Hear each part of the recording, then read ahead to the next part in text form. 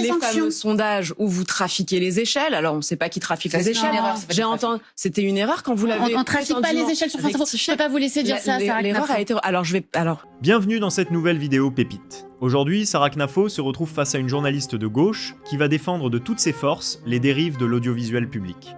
En effet, pour cette journaliste, la privatisation de l'audiovisuel public n'est pas possible et elle va donner ses raisons. Seulement, Sarah Knafo va voir clair dans son jeu et l'exposer.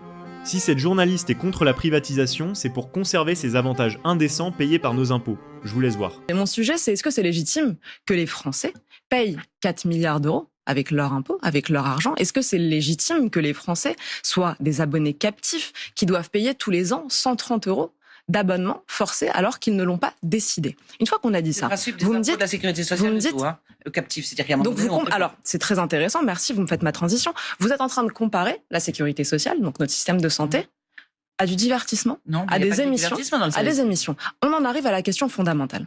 Est-ce que c'est le rôle de l'État de produire des émissions? Il y a les émissions religieuses, il y a des adaptations de fiction française. Mais est-ce que c'est le rôle de l'État? Est-ce que le rôle de l'État est de faire de l'audiovisuel? Et là, pardonnez-moi, c'est un point fondamental. C'est 4 heures par jour dans la vie des gens, c'est pas quelque chose de ridicule. Mais vous savez que les Français peuvent passer 4 heures par jour sur des groupes privés. Mais j'en suis absolument convaincue. Est-ce que c'est nécessairement le rôle de l'État? Je réponds. Il y a un certain nombre d'obligations quand même. Dans le service public, on fait pas... Vous savez que les chaînes privées ont des obligations. Ça s'appelle un cahier des charges. Vous savez qu'on a même fermé C8 parce qu'ils ne respectaient pas ces obligations selon l'Arcom. Absolument. Mais il y a quand même un Donc il y a des certain nombre obligations. Qui Il ne faut pas faire croire que quand c'est pas le service public, ce sera le Far West. On peut mettre un cahier des charges. Je réponds sur ça typiquement. On peut nous dire, s'il y a plus de service public, il y aura plus de culture. Déjà faux. Vous prenez Radio Classique, ça appartient à Bernard Arnault, si je ne m'abuse, il y a de la culture. En plus, la logique économique de Radio Classique n'est pas la même que celle de la télévision. Non, vous avez raison, celle de la télévision publique, c'est une logique d'engloutissement des impôts des gens, donc qui est toujours déficitaire. Je peux vous donner plein d'exemples, mais typiquement, si je reprends sur la culture, ça n'est pas comme si... Pardonnez-moi pour France Info, ça n'est pas comme si vous passiez des concerts philharmoniques à 20h et des tragédies grecques le matin. Non. Bon, donc une fois qu'on a dit ça, vous faites ce que font les autres chaînes info. Si jamais c'était le privé qui reprenait ce groupe, vous seriez sans doute gardé l'une comme l'autre. On serait pas viré, c'est ça que vous nous dites? Mais je ne pense pas que vous seriez viré. D'ailleurs, si ça marche, un homme du privé qui viendrait racheter France Info serait stupide de vous renvoyer si l'émission marche. Vous voyez ce que je veux dire? Donc ça veut pas dire que l'écran va devenir tout noir. Privatiser, ça veut pas dire que la chaîne disparaît. Moi, je suis pas comme Emmanuel Macron qui veut virer Énergie et C8. C'est pas trop mon modèle. À l'inverse, quand vous prenez TF1, parce que prenons quelque chose qui a marché, la privatisation, c'est pas une idée farfelue qui n'a jamais marché. En 1987, vous avez le groupe TF1, donc la première chaîne, qui est vendue au privé. Pouvait absorber ça. Qui est vendue au privé. Mais vraiment, vous êtes soucieuse d'intérêts financiers du privé, c'est fabuleux. Je ne suis soucieuse de rien. Ça s'appelle la concurrence. Il y a un marché. Comme sur tous les marchés. Mais vous savez que votre argument, madame, c'est exactement ce qu'on disait quand il y avait 6 chaînes de télévision et qu'on est passé à la TNT.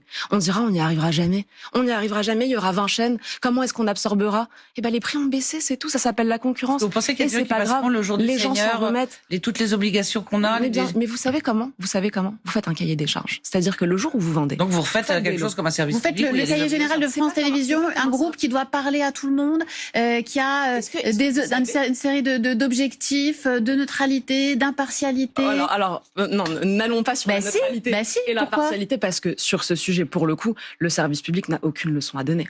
J'ai lu Madame Arnaud. Le service public n'a jamais été condamné pour des manquements à la neutralité ou à l'impartialité. Jamais. J'ai lu plusieurs décisions de l'Arcom qui vous rappelaient à l'ordre. Et là, ça n'était pas CNews qui le faisait, c'était l'Arcom qui le faisait. Il y a eu des rappels à l'ordre, il y a eu des excuses, il y a eu des explications, il y a eu des rattrapages. Il y a eu des rattrapages, parfois même les rattrapages étaient manqués.